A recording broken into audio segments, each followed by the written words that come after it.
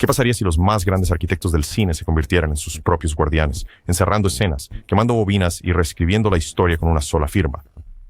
Desde los negativos a color desaparecidos de Prince hasta la autoinmolación de Georges Méliès en su propio estudio, 20 íconos, actores, directores y músicos tomaron medidas extraordinarias para suprimir el trabajo que una vez defendieron. Sus historias revelan una corriente oculta en Hollywood, donde la visión artística y la convicción personal chocaron, y capítulos enteros de la historia del cine se sumieron en la oscuridad.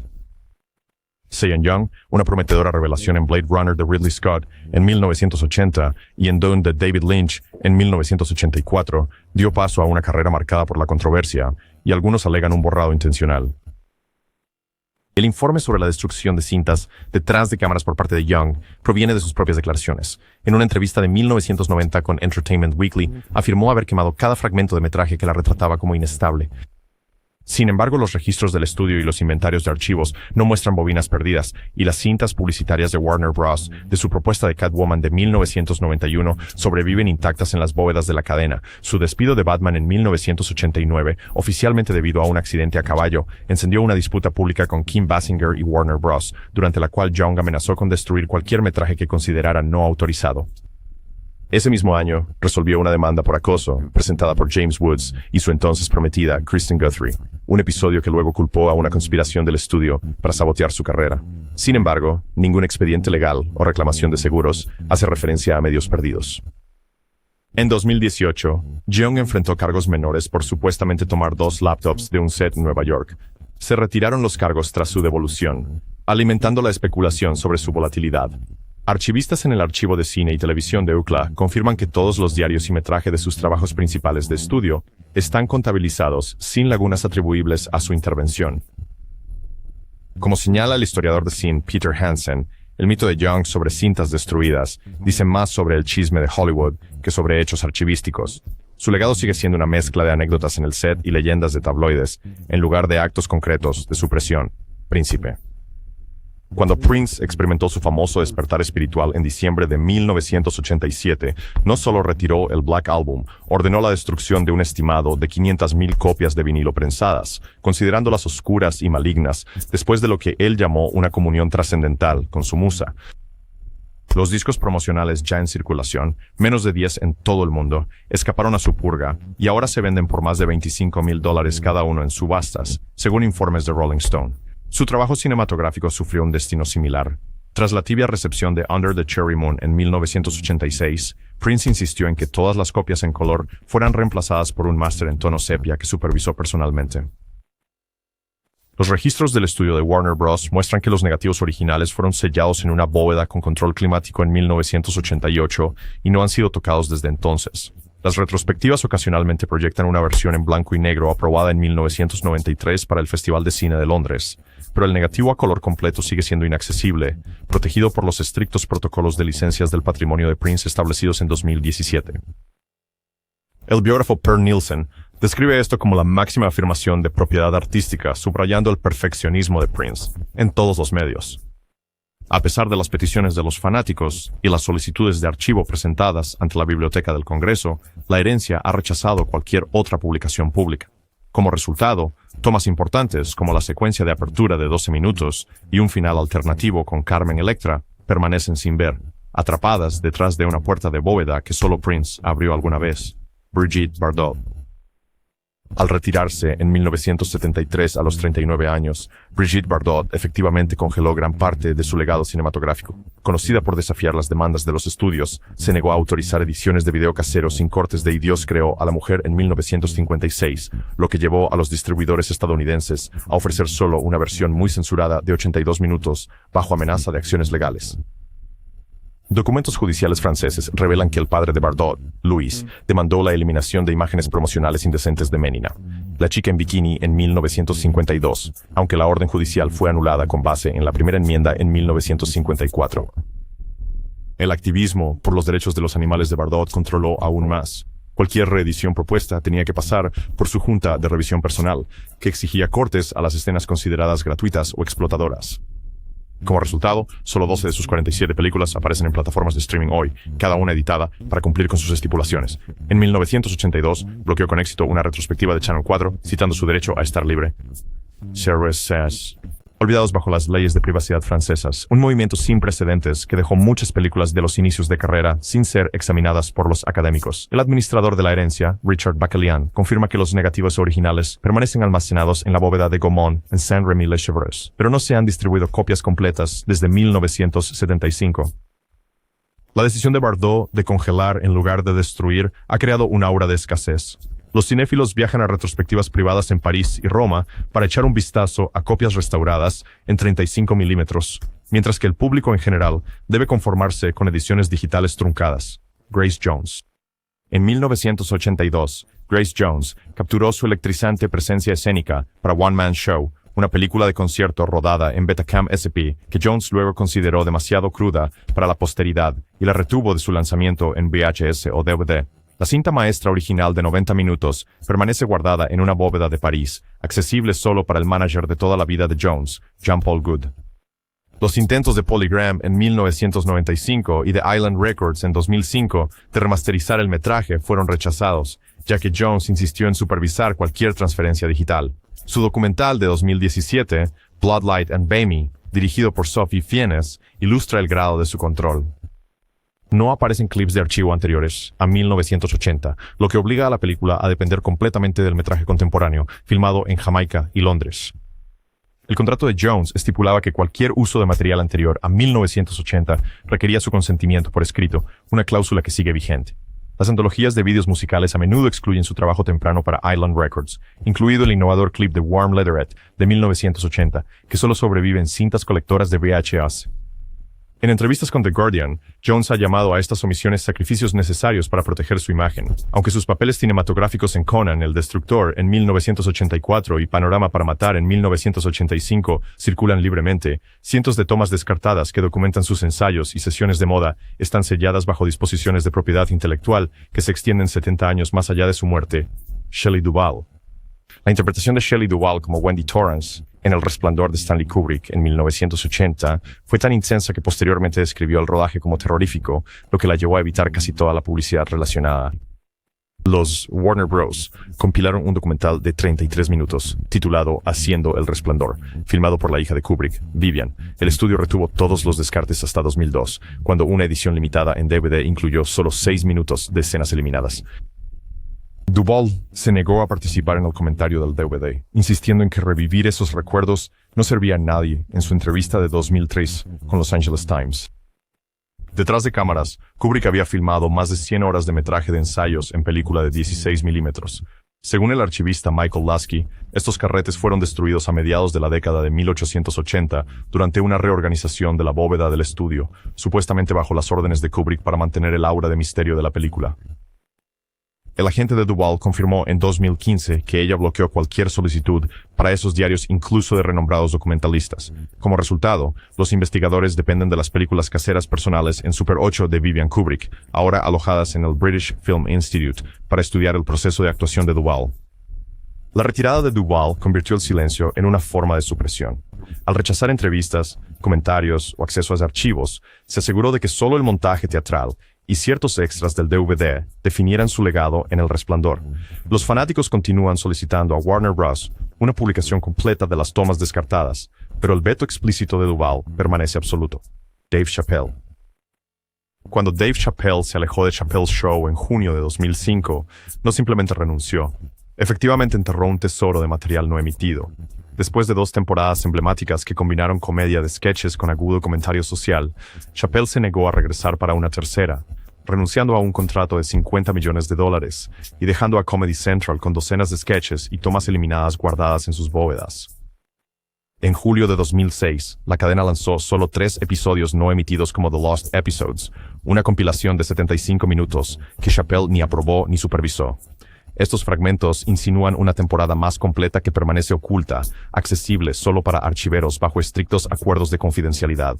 El control de Chappelle sobre su legado se extendió hacia la era del streaming.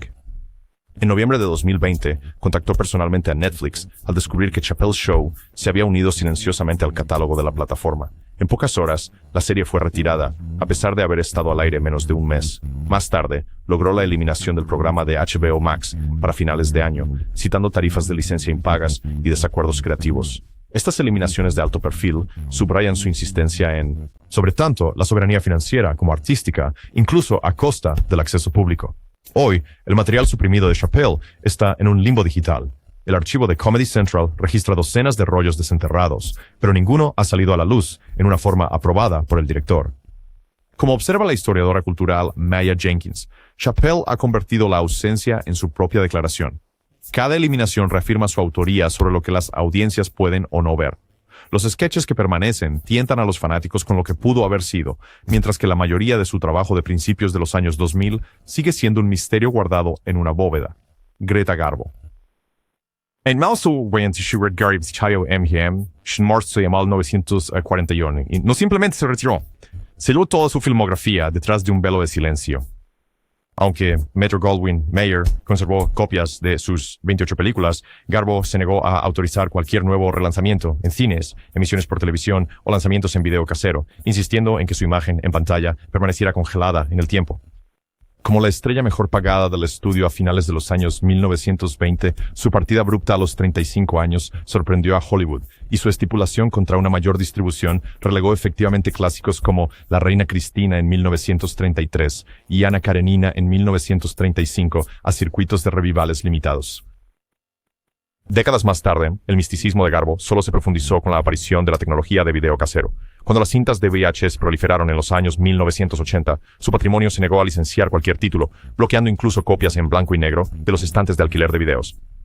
Un puñado de salas de repertorio en Londres y París consiguieron raras copias de 35 milímetros para retrospectivas, pero la mayoría de los aficionados encontraron solo versiones truncadas o muy editadas. La negativa de Garbo a conceder entrevistas o comentarios cimentó aún más su aura. Concedió una sola entrevista televisada en 1936 y nunca volvió a hablar públicamente. Al llegar el cambio de milenio, las plataformas de streaming mostraron interés en un catálogo de Garbo, pero los estrictos términos de licencia de los años 1950 del S&T permanecieron intactos. Incluso los estudiosos del cine deben solicitar permiso al archivo de Gaumont en París para verlas, a menudo limitadas a ventanas de 2 semanas y proyecciones supervisadas. Al conservar únicamente los cortes teatrales que ella aprobó, Garbo se aseguró de que su leyenda, más que sus propias películas, se convirtiera en el legado perdurable de la esfinge sueca. Lois Weber. En el apogeo de su carrera entre 1912 y 1921, Lois Weber fue una de las directoras más prolíficas de Estados Unidos, dirigiendo entre 200 y 400 películas que abordan problemas sociales, desde el control de la natalidad hasta la pena de muerte. Sin embargo, cuando el cine mudo dio paso a las películas sonoras, su obra fue víctima de una combinación de negligencia, incendios en bóvedas de estudios y eliminación deliberada. Los estudios, ansiosos por recuperar la plata de las copias de nitrato volátil, desecharon carretes etiquetados como obsoletos, mientras que otros perecieron en incendios en los archivos de Universal y Fox en las décadas de 1920 y 30. El descubrimiento de Dawson City en 1978 ofreció un vistazo tentador de la obra perdida de Weber. Enterrados en el permafrost, junto a noticiarios y cortometrajes, emergieron más de 500 rollos de la década de 1910, entre ellos fragmentos del drama Hypocrites de Weber de 1915 y su thriller de 1916, The Dumb Girl of Portici. Aunque estos hallazgos reavivaron el interés académico, representan menos del 10% de su producción estimada. No se conocen negativos completos de sus relatos morales de larga duración o de sus experimentos pioneros de pantalla dividida. Hoy en día, se conservan menos de 20 títulos de Weber, dispersos entre la Biblioteca del Congreso, el Instituto Británico de Cine y colecciones privadas. La historiadora de cine Shelley Stamp comenta: la ausencia de Weber en los archivos no es un accidente, sino un reflejo de la cultura de desechabilidad del Hollywood temprano. A pesar de las restauraciones de Suspense en 1913 y Where Are My Children, en 1916, el legado completo de Weber seguía siendo un mosaico de fragmentos redescubiertos y esfuerzos continuos de restauración. Stanley Kubrick. La reputación de Stanley Kubrick por su meticulosidad se extendía a una depuración implacable del material no utilizado. Después de filmar El Resplandor en 1980, instruyó a Warner Bros. Para que destruyera todas las escenas eliminadas, tomas alternativas y un epílogo que habría extendido la película por 10 minutos. Los memorandos del estudio revelan que Kubrick etiquetó estos recortes de película como posibles distracciones de la tensión claustrofóbica de la película, ordenando su eliminación poco después del estreno de 1980. A pesar de los persistentes rumores sobre la supervivencia de tomas descartadas, nunca ha aparecido un corte del director oficial. Una investigación de la década de 1990 por el archivista John Hoffman confirmó que las bóvedas de Warner Bros. Contienen solamente el negativo teatral de 146 minutos y un puñado de cortes de cámara considerados esenciales para la preservación futura.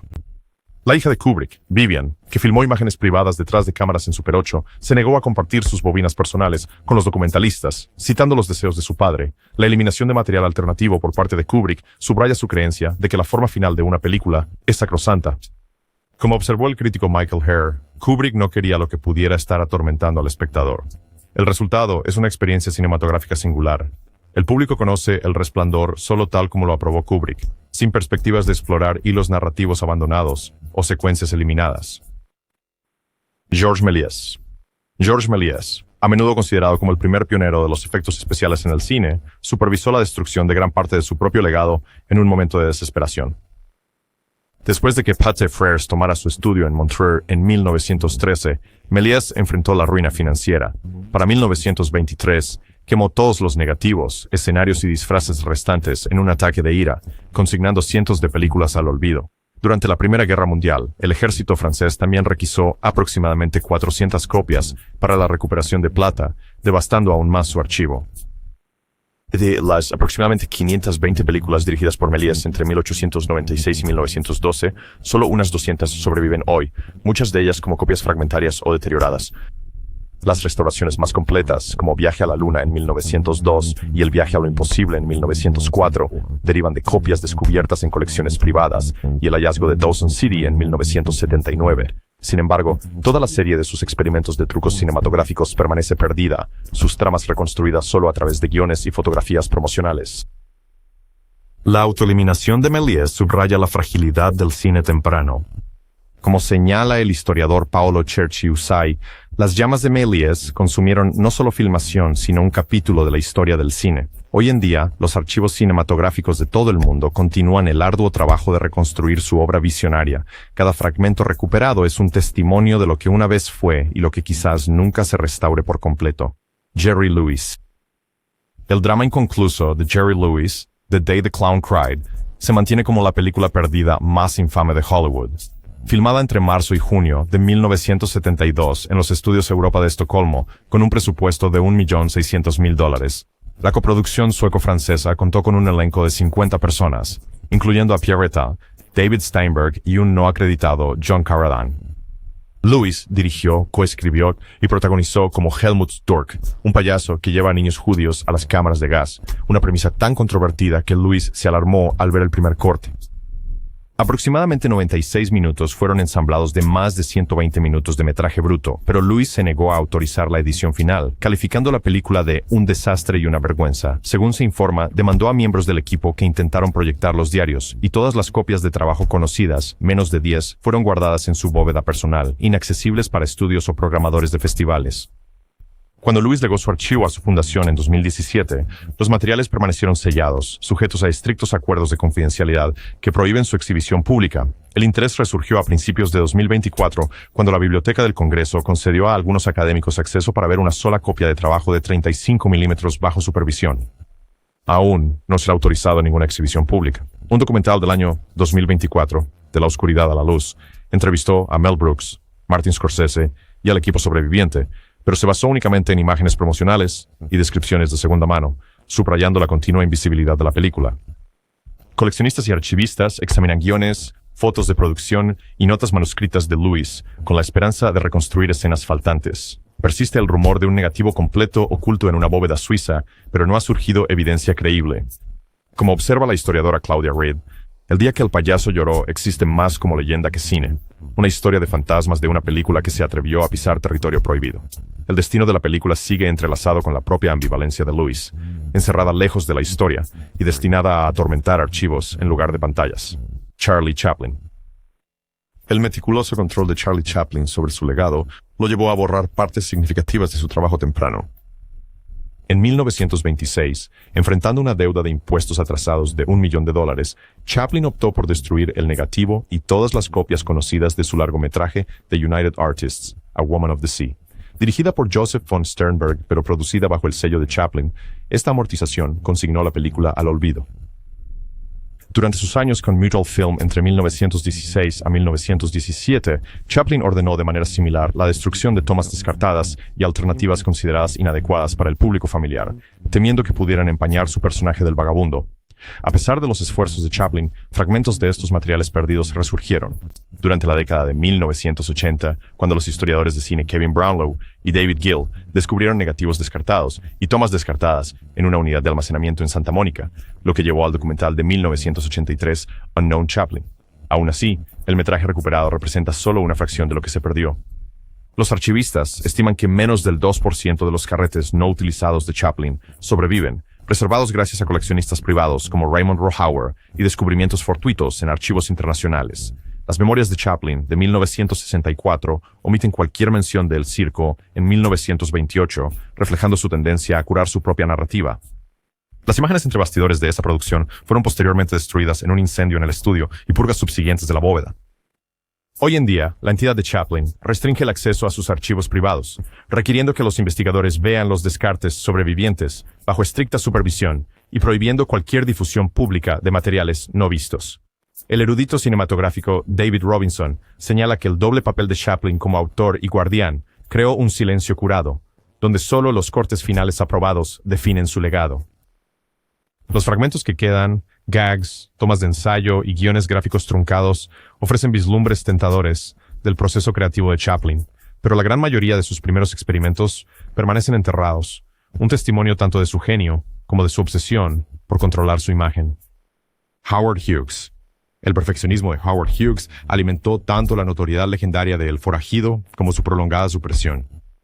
Después de asumir las funciones de director de Howard Hawks en 1941, Hughes completó un corte de 123 minutos con la osada actuación de Jane Russell.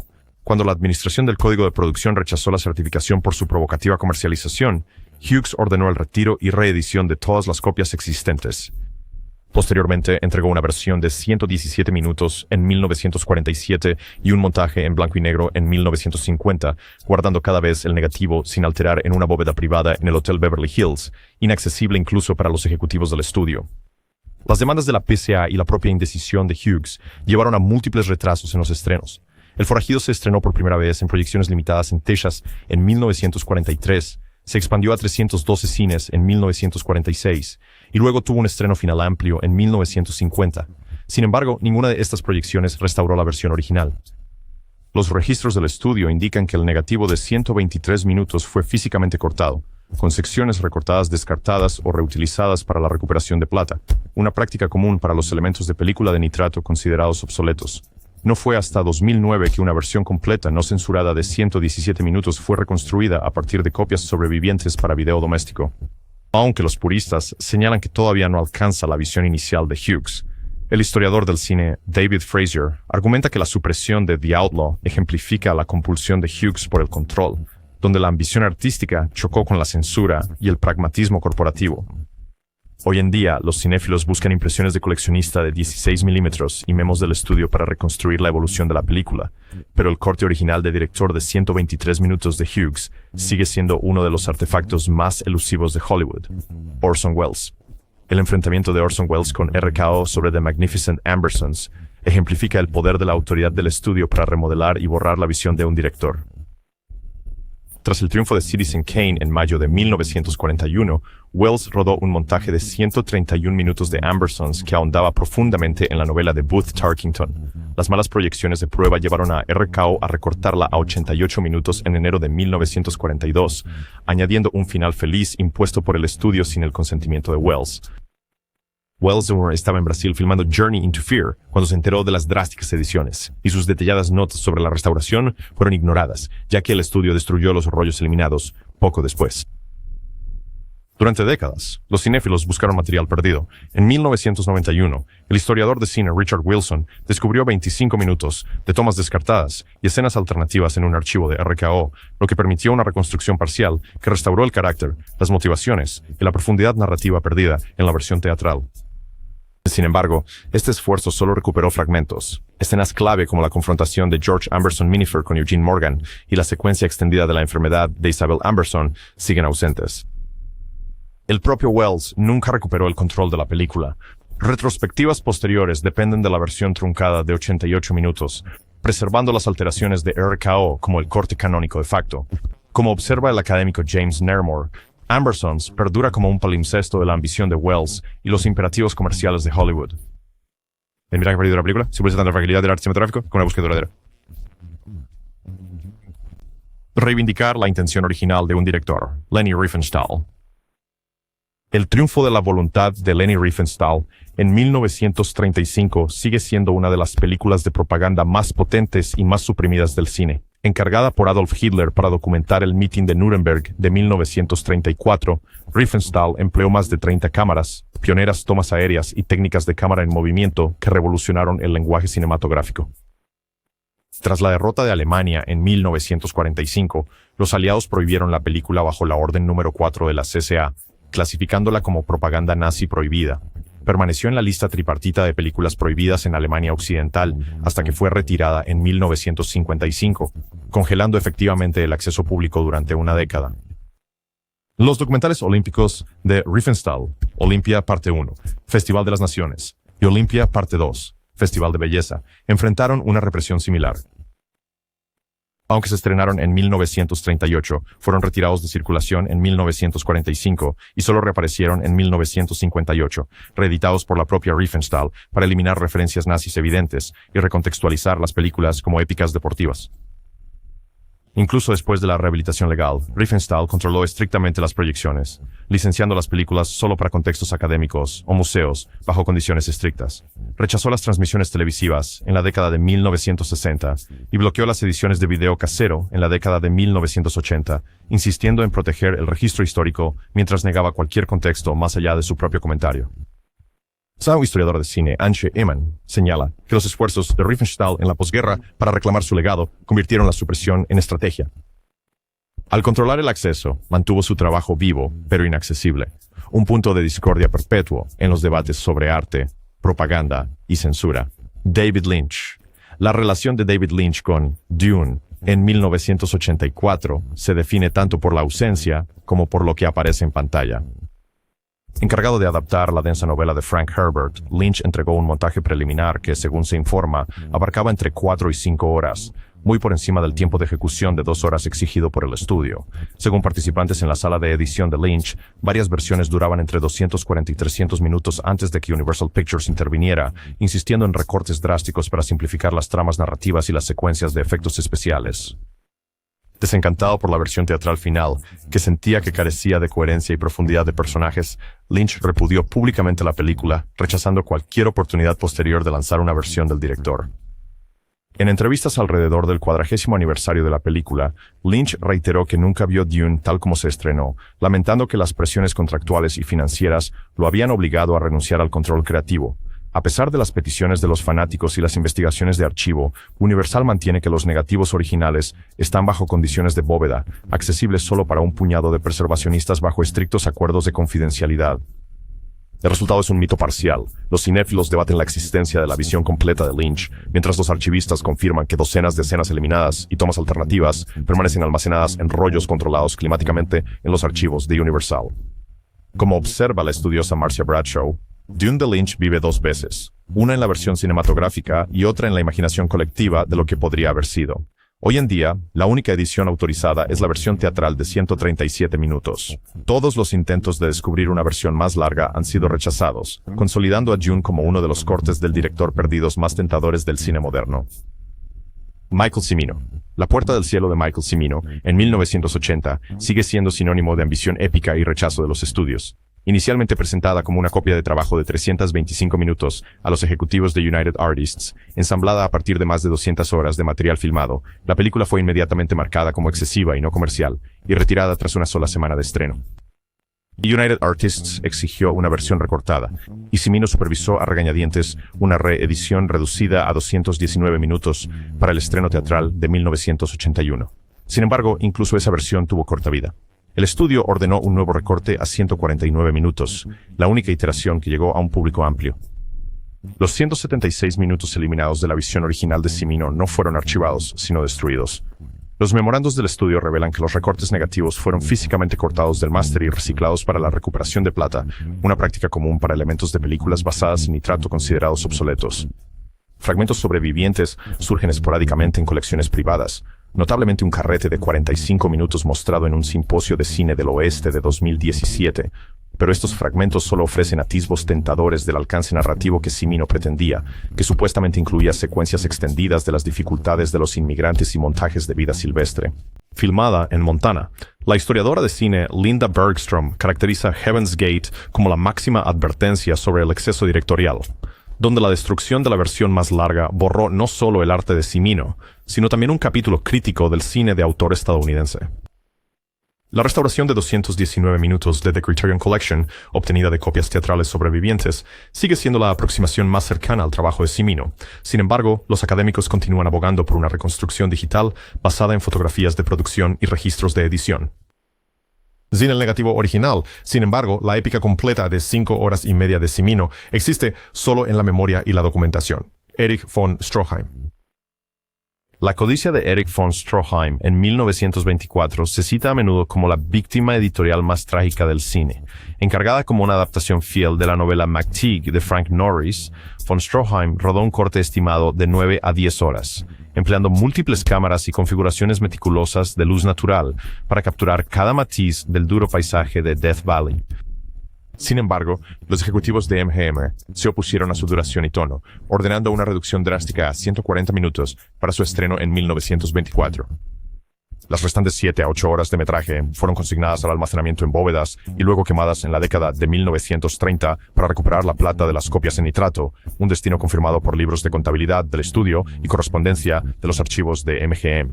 Los elementos sobrevivientes de la visión original de von Stroheim han sido reconstruidos meticulosamente. En la década de 1990, el estudioso del cine Hermann G. Weinberg desenterró guiones de continuidad de edición y fotografías de producción que permitieron una reconstrucción de 4 horas que mezcla metraje existente con imágenes fijas e intertítulos para aproximar las secuencias perdidas. Esta versión, proyectada en el Museo de Arte Moderno en 2012, reveló hilos narrativos eliminados del corte teatral, en particular el clímax extendido en la sala del tribunal y la obsesiva caída de Trina en la locura. A pesar de estos esfuerzos, menos del 25% del metraje original sobrevive, disperso en archivos de Nueva York, París y colecciones privadas. Como señala la archivista Simone Beaulieu, la tragedia de Greed es doble. La ambición épica de von Stroheim y el pragmatismo despiadado del estudio se combinaron para borrar lo que podría haber sido la mejor película muda jamás hecha. Hoy Greed perdura como una obra maestra del cine mudo y una advertencia sobre la fragilidad de la preservación cinematográfica Walt Disney. En 1946, Walt Disney lanzó Song of the South, una película híbrida de acción en vivo y animación destinada a mostrar el folclore sureño a través de las historias de Tío Remus. Aunque inicialmente tuvo éxito, recaudando $65 millones a nivel mundial contra un presupuesto de $2 millones, la representación de la vida en la plantación en la película provocó crecientes críticas durante la era de los derechos civiles. La respuesta de Disney no fue reeditar, sino suprimir. Después de su última reedición teatral autorizada en 1986, el estudio colocó Canción del Sur en la bóveda de Disney, negándose a lanzarla en video casero o streaming en los Estados Unidos. La retirada voluntaria de Disney contrasta con prohibiciones absolutas. La Canción del Sur no está legalmente prohibida, pero la política interna del estudio impide cualquier distribución doméstica, citando preocupaciones sobre representaciones culturales desactualizadas y el deseo de mantener la integridad de la marca. Ediciones no autorizadas en VHS han circulado en el extranjero y copias de archivo en 35 milímetros se proyectan ocasionalmente en festivales de cine especializados. Sin embargo, nunca se ha autorizado un lanzamiento oficial de vídeo doméstico en Estados Unidos. La estudiosa del cine Carla Hayes argumenta que el enfoque de Disney refleja una estrategia corporativa más amplia. En lugar de participar en el debate público sobre el contexto histórico, el estudio eligió el silencio y la escasez, borrando efectivamente la película de su propio legado. Canción del Sur, por lo tanto, existe en un espacio liminal, recordada en la tradición de Disney, pero en su mayoría inaccesible para las audiencias contemporáneas. Sus secuencias animadas sobreviven solo a través de obras derivadas y atracciones de parques temáticos de Disney. Alfred Hitchcock. La segunda película de Alfred Hitchcock, The Mountain Eagle, en 1926, es el santo grial del cine perdido. Filmada en Inglaterra con un presupuesto de 3.000 libras, El melodrama protagonizó a Anita Naylor y Percy Marmont, y contó con rodajes en locación en los Alpes bávaros, elementos confirmados por fotografías de producción y críticas comerciales de la época. A pesar de la recepción positiva en su estreno en junio de 1926, no se conservaron copias. Los registros de las bóvedas del estudio indican que todos los negativos de nitrato fueron desechados a principios de los años 30, considerados demasiado inestables para su almacenamiento, y es probable que cualquier copia sobreviviente fuera destruida durante los bombardeos de la Segunda Guerra Mundial a los archivos británicos. Hoy, solo sobreviven 6 fotos de producción y recortes de prensa contemporáneos, ofreciendo vislumbres tentadores, vislumbres del estilo visual temprano de Hitchcock, composiciones en ángulo alto, un claro oscuro dramático y movimientos de cámara pioneros. Los historiadores del cine han reconstruido la narrativa de la película a partir de registros de censura y reseñas, ensamblando una historia de amor prohibido y tragedia en la cima de una montaña que anticipó temas que Hitchcock revisitaría en Rebecca en 1940 y Vértigo en 1958. Como señala el archivista Peter Cook, la ausencia de The Mountain Eagle habla tanto de la fragilidad del filme de nitrato como del temprano desdén de la industria por la preservación. A pesar de los rumores de que un coleccionista privado posee una copia, no ha surgido ninguna copia verificable. El estatus fantasmal de la película amplifica la leyenda de Hitchcock, asegurando que su obra maestra perdida siga siendo uno de los misterios más perdurables del cine. Si estás deseando más misterios sobre películas perdidas o rebeliones de celebridades, dale like, suscríbete y activa la campanita, porque la bóveda de secretos de Hollywood siempre está cerrada hasta que la abrimos. Deja un comentario. ¿Qué película oculta de una celebridad desearías que resurgiera?